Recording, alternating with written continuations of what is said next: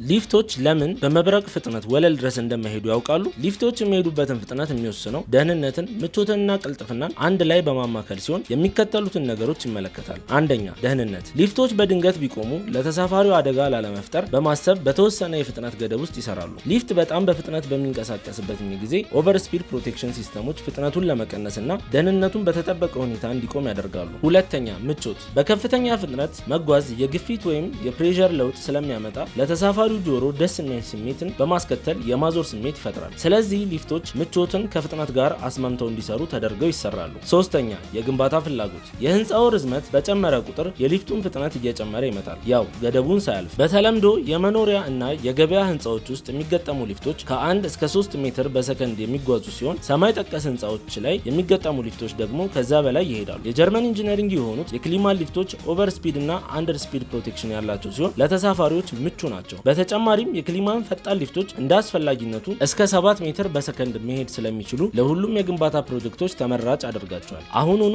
በ0930 80 23 68 በመደወል ስለ ግንባታው ያማክሩ። ግንባታ ሲያስቡ ከክሊማን ሊፍት ይጀምሩ።